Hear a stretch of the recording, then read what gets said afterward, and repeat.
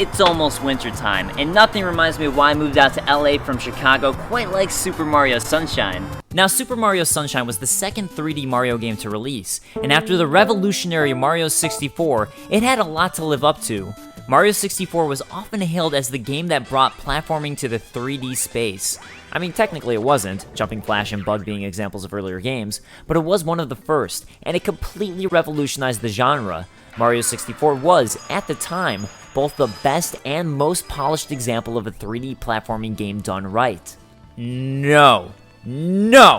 Bad Sonic. No.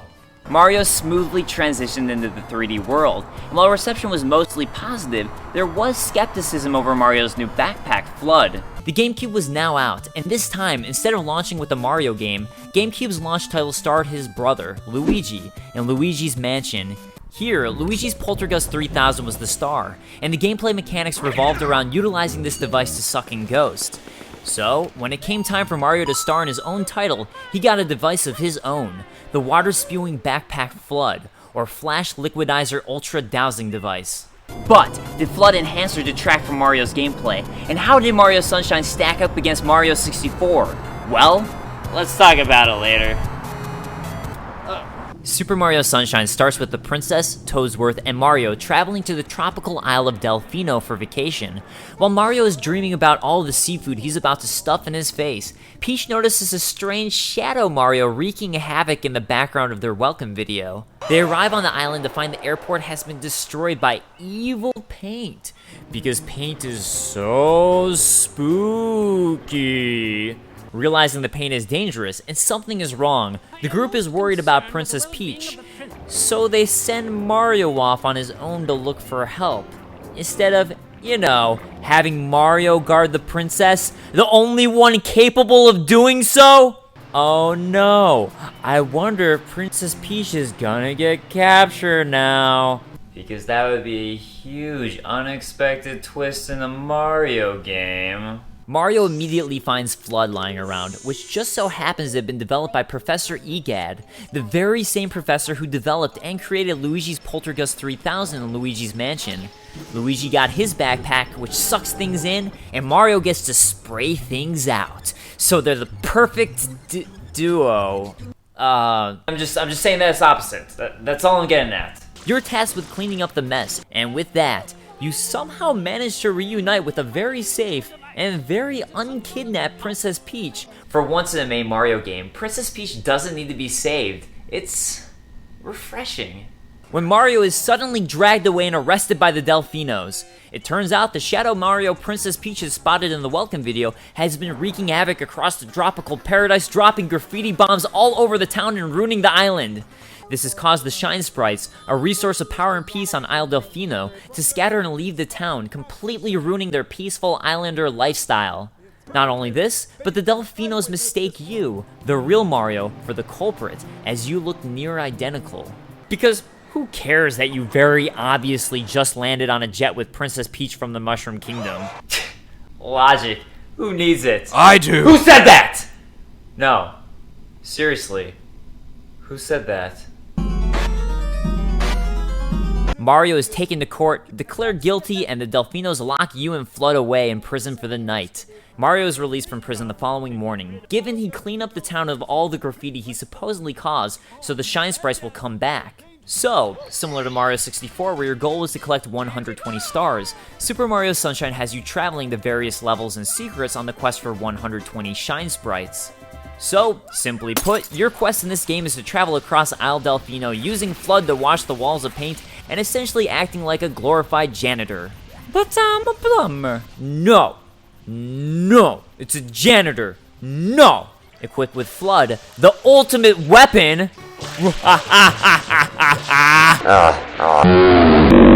It's time to start delving into the various lands of Isle Delfino in order to collect the shines.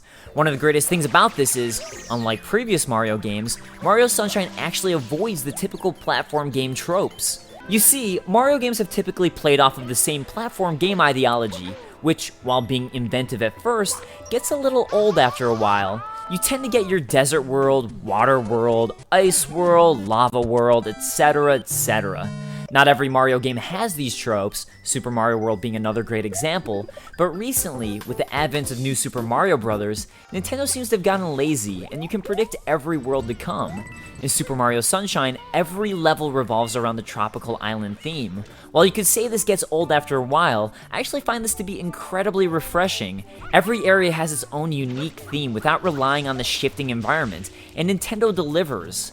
The first of these areas is Bianco Hills, a small hillside village deeper into the island. The village is being tormented by Petey Piranha, who's spewing giant paintballs out from the top of their windmill. It's at this point that you'll truly take on and discover the controls of Super Mario Sunshine. Mario controls almost identical to Mario 64, just without a crouch option. Instead of being able to crouch and get an extra high jump, you're equipped with FLUDD, which completely changes the dynamic of exploration. With FLUDD Standard Mode, for a limited time, you can hover around as you slowly gain height. This allows you to completely extend the reach of your jumps, as well as be more accurate. With this simple tweak, the world of Super Mario Sunshine suddenly opens up. By playing the level multiple times, you'll eventually discover multiple shortcuts and new ways to explore the same terrain, which will make you feel like a pro. While opinions about FLUDD remain mixed, personally, I love this feature. Every level feels like a playground, and FLUDD is the perfect tool to explore that playground. Nothing feels too far out of reach, and every looming platform starts to feel like a challenge with multiple possible routes. And if you're not a fan of that... I'm not! Seriously, who the fuck is in my house? FLUDD also contains 2 additional nozzles, a rocket nozzle and turbo nozzle. The rocket nozzle allows you to immediately shoot up to great heights, while the turbo nozzle shoots you around at high speeds. And the best part is, if you're over water, you can do this indefinitely. But, if all of that isn't enough for you, say hello to the best part of Mario's new arsenal. Body hopping! So, utilizing your new techniques, you make your way to Petey Piranha and... Dance break!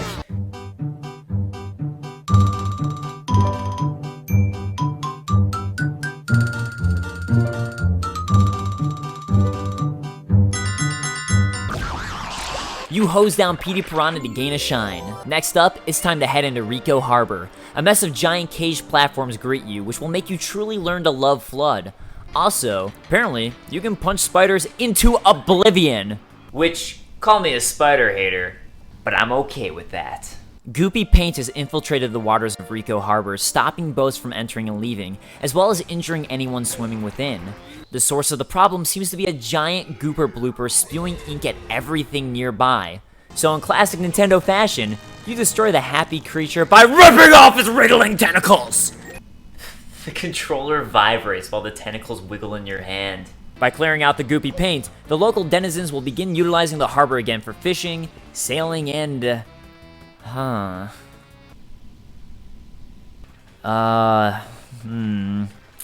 Fuck work. Jumping back into Rico Harbor, you'll slowly build up new episodes to tackle, and every world will include a couple that involve you going into an alternate dimension, with Shadow Mario stealing your water pack to these various classic stages. Without your water backpack to help guide you along for the perfect jump, you'll realize just how much you came to take it for granted, as these levels are brutal. They are pure skill-based platforming stages with little room for error, and the true challenges of this game. Do you realize how much my hands schwitz during these levels? After the deadly challenges of the classic stages, you'll emerge with more shines in hand and ready to tackle Gelato Beach.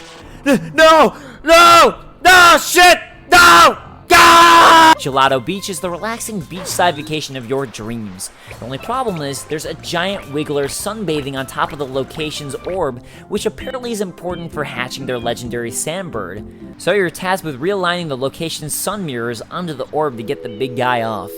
Sure, okay. Why not? You realign the mirrors Oh. That's okay though. The Wiggler's noble sacrifice will always be remembered as we get yet another shot. Shit! Shit! No! No! Ah! Ah! After dealing with the Wiggler, it's around this time you'll return to Delfino Plaza to find... Alert! Princess Peach of the Mushroom Kingdom has apparently been kidnapped again.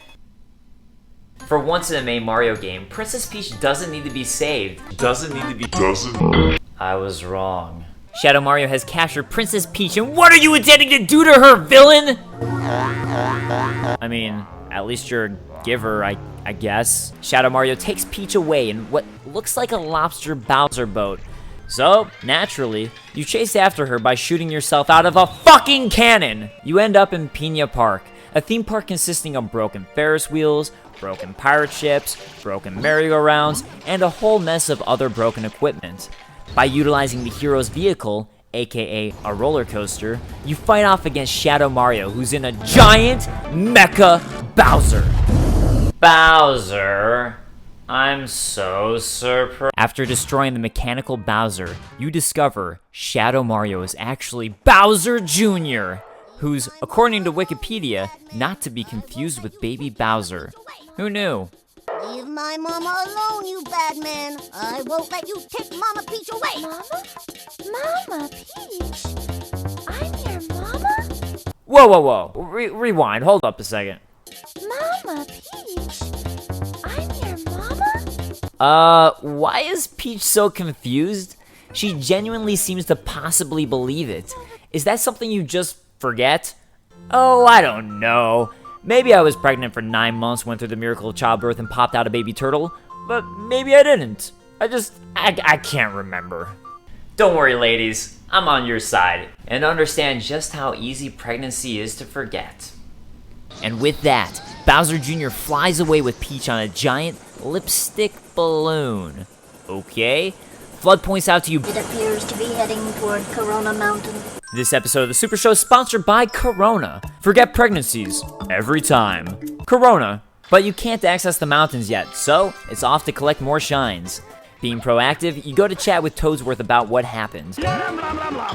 Okay, honestly, it doesn't mean anything. I just love his voice clip for when you talk to him. At this point, you should have unlocked Noki Bay, another great vertical base platform area that... Aww, it's so cute! That involves you both utilizing every jump technique you know.